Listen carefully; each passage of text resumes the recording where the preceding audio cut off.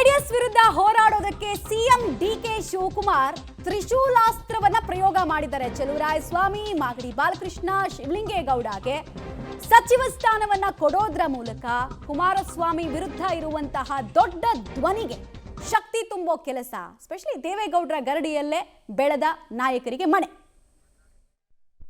ನಮ್ಮ ಜೊತೆ ಮಾಗಡಿ ಬಾಲಕೃಷ್ಣ ಅವರಿದ್ದಾರೆ, ಮಾತಾಡ್ಸೋಣ. Sir, congratulations. ಸೊ ಏನು ಅನ್ಸುತ್ತೆ ಸರ್ ಈ ಸಂದರ್ಭದಲ್ಲಿ? ಅದೃಷ್ಟ ಲಕ್ಷ್ಮಿ ಬಂದಿದೆ ಇವಾಗ. ಇಲ್ಲ ಮೇಡಮ್, ನಮಗೆ ನಮ್ಮ ನಾಯಕರಾದಂಥ ಮುಖ್ಯಮಂತ್ರಿಗಳಾದಂಥ ಡಿ ಕೆ ಶಿವಕುಮಾರ್ ಅವರು ಮತ್ತು ಅವ್ರ ಇಡೀ ಕುಟುಂಬ ಮತ್ತು ಡಿ ಕೆ ಸುರೇಶ್ ಅವರು ಮತ್ತು ಸಿದ್ದರಾಮಣ್ಣ ಮತ್ತು ಹೈಕಮಾಂಡ್ ಎಲ್ಲ ಸೇರಿ ಒಂದು ಜವಾಬ್ದಾರಿಯನ್ನು ಈ ರಾಜ್ಯದಲ್ಲಿ ಹೊಸದಾಗಿ ಹೊರಿಸಿದ್ದಾರೆ. ಅದನ್ನು ನಿಭಾಯಿಸ್ತಕ್ಕಂಥ ಕೆಲಸವನ್ನು ಮಾಡಬೇಕೀಗ. ಈಗ ಡಿ ಕೆ ಶಿವಕುಮಾರ್ ಅವರು ಸಿ ಎಂ ಆದಾಗಲೇ ತಮಗೊಂದು ಹಂತದಲ್ಲಿ ಕಾನ್ಫಿಡೆನ್ಸ್ ಇತ್ತು ಅಂತ ಅನಿಸ್ತಾ ಇದೆ ಅವತ್ತೆಲ್ಲ ಮಾತಾಡಿಸಿದಾಗ ನಿಮ್ಮನ್ನು. ಇಲ್ಲ, ಡಿ ಕೆ ಶಿವಕುಮಾರ್ ಅವರು ಹೇಳಿದರು, ಬಟ್ ಆದರೂ ಕೂಡ ನಮ್ಮದು ಚಿಕ್ಕ ಜಿಲ್ಲೆ ಮತ್ತು ಮುಖ್ಯಮಂತ್ರಿಗಳ ಜಿಲ್ಲೆ ಆದ್ದರಿಂದ ಏನಾಗ್ತದೋ ಅಂತಕ್ಕಂಥ ಆತಂಕ ಕಾರ್ಯಕರ್ತರಲ್ಲಿ ಎಲ್ಲರಲ್ಲೂ ಕೂಡ ಇತ್ತು. ಅದು ಬಹುಶಃ ಅದನ್ನೆಲ್ಲ ಮೀರಿ ಡಿ ಕೆ ಅವರ ಕುಟುಂಬ, ಸುರೇಶ್ ಅವರು ಪ್ರಮುಖವಾಗಿ, ನಮ್ಮ ಡಿ ಕೆ ಸುರೇಶ್ ಅವರು, ಶಿವಕುಮಾರ್ ಅವರು ಇದನ್ನೆಲ್ಲ ಮೀರಿ ಒಂದು ಜವಾಬ್ದಾರಿಯನ್ನು ಕೊಡಿಸ್ಬೇಕು ನಮ್ಮ ಜಿಲ್ಲೆಯಲ್ಲಿ ಅಂತಕ್ಕಂಥದ್ದನ್ನು ಇಟ್ಕೊಂಡು ಕೊಡಿಸಿದ್ದಾರೆ. ಇದನ್ನು ನಾವು ಉಳಿಸ್ಕೊಂಡು ಹೋಗ್ತಕ್ಕಂಥ ಕೆಲಸವನ್ನು ಮಾಡಬೇಕು. ಮೊದಲ ಬಾರಿಗೆ ಸಚಿವರಾಗಿದ್ದೀರಾ, ಏನೆಲ್ಲ ಕನಸುಗಳಿದ್ದಾವೆ? ತುಂಬ ಕನಸುಗಳಿರುತ್ತವೆ. ಸೊ ಏನೆಲ್ಲ ಕನಸುಗಳಿದ್ದಾವೆ ಪ್ರಮುಖವಾಗಿ?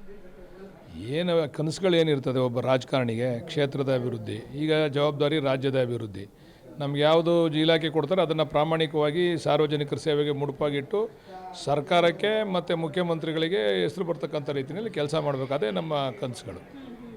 ಈಗ ಯಾವ ಖಾತೆ ಕೊಟ್ಟರೆ ನಾನು ನಿಭಾಯಿಸಬಲ್ಲೆ ಅನ್ನುವಂತಹ ಕಾನ್ಫಿಡೆನ್ಸ್ ಇದೆ. ಆ್ಯಂಡ್ ಯಾವ ಖಾತೆ ಕೊಟ್ಟರೆ ಬೆಟರ್ ಅಂತ ಅನಿಸುತ್ತೆ ಸರ್ ನಮಗೆ? ಎಲ್ಲ ಮುಖ್ಯಮಂತ್ರಿಗಳು ಮಂತ್ರಿ ಮಾಡಿದ್ದಾರೆ, ಖಾತೆ ಕೊಡ್ತಕ್ಕಂಥ ಜವಾಬ್ದಾರಿ ಕೂಡ ಮುಖ್ಯಮಂತ್ರಿಗಳು. ನಾನು ಯಾವುದೇ ನಮ್ಮ ಜೊತೆ ಸಚಿವರಂತ ಚಲುವರಾಯಸ್ವಾಮಿ ಇದ್ದಾರೆ. ಸರ್ ನಮಸ್ತೆ.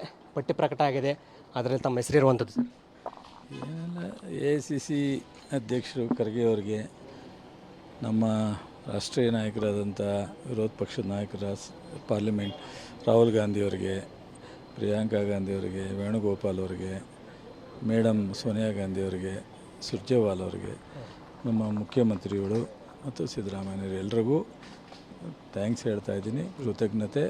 ಮತ್ತು ನಮ್ಮ ಅಜ್ಜನ ಆಶೀರ್ವಾದದಿಂದ ನನಗೆ ಎಲ್ಲರ ಒಂದು ಸಹಕಾರ ಸಿಕ್ಕಿದೆ.